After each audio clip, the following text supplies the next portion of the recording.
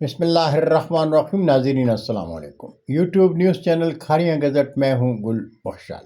پیش خدمت ہے آج کا کالم بعنوان قومی سلامتی کا اجلاس اور تجزیہ نگار. ناظرین، پاکستان میں ایسا پہلی بار نہیں ہوا کہ ملک کی سیاسی اور عسکری قیادت نے ایک نئے عزم اور ولولے کا اعلان کیا ہو.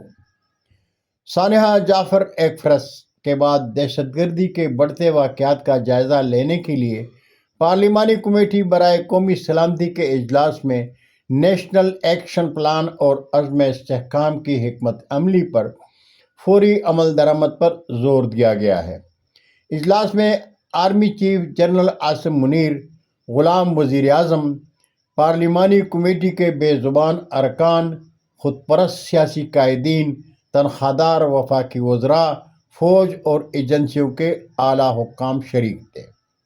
اس اجلاس میں پاکستان کی سب سے بڑی قومی سیاسی جماعت پاکستان تحریک انصاف اور قوم پرست سیاسی جماعتوں بلوچستان نیشنل پارٹی، منگل گروپ اور پشتونخوا ملی عوامی پارٹی شریک نہیں تھی.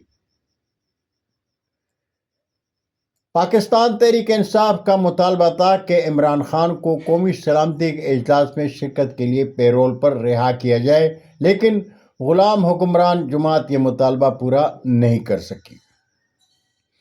اسلام آباد میں ہونے والے اجلاس کے اعلامیہ پر سائرہ بانو کے حوالے سے سوشل میڈیا پر کسی صحافی کے سوال پر کہ قومی سلامتی کے اجلاس میں کیا بریفنگ دی گئی، تو خاتون نے جواب میں کہا، رات سونے سے پہلے دروازے کی کنڈی بند کر دیا کریں، کھلے برتن ڈھک دیا کریں، گیس کے والو ضرور بند کیا کریں اور دوائیں بچوں کی پہنچ سے دور رکھا کریں. جبکہ ممتاز کالم نگار وسط اللہ خان اپنے کالم میں لکھتے ہیں، ایک بات تو ماننا پڑے گی کہ ہماری موجودہ جرنیلی کلاس سابقین سے زیادہ پالشڈ ہے، جبکہ سیاستدانوں کی حاضر کیپ اپنے پرکوں کے مقابلے میں یا تو کم پڑھی لکھی ہے یا پھر اس نے اپنا علم و فضل خفیہ رکھا ہے اور فوٹو کاپی سوچ پر گزارا ہے. ان کا مجموعی رویہ یہ ہے کہ تسی دسو اسی کی کرنا ہے، یعنی آپ بتائیں ہمیں کیا کرنا ہے. آرمی چیف کو پارلیمنٹ کی قومی سلامتی کے اجلاس میں کھل کر کہنا پڑا کہ مسلح افواج آخر کب تک انتظامی خامیوں سے جنم لینے والے خلا کو اپنی قربانیوں اور شہداء کے خون سے برتی رہیں گے. جنرل صاحب تو بس اتنا کہہ کر چلے گئے، مگر مجھ جیسے پترکاروں کو وقتہ پڑ گیا کہ آخر سافٹ اور ہارڈ سٹیٹ کیا بلا ہوتی ہے. سافٹ اور ہارڈ سٹیٹ، جس کا لب لباب یہ ہے کہ سافٹ سٹیٹ ایک طرح کی طوائف الملوکی ہے. قوانین تو کاغذ پر ہوتے ہیں مگر عمل کوئی نہیں کرتا. کرپشن کی وجہ سے ریاستی عملداری کھوکھلی ہو جاتی ہے. ہر طاقتور فرد، جماعت اور ادارہ خود کو پنے خان سمجھتا ہے. چنانچہ اس ریاست کی اپنی آبادی اور علاقے پر گرفت ڈھیلی پڑ جاتی ہے. یوں ریاست بالآخر غریب کی جورو میں تبدیل ہو کر سب کی بابی بن جاتی ہے.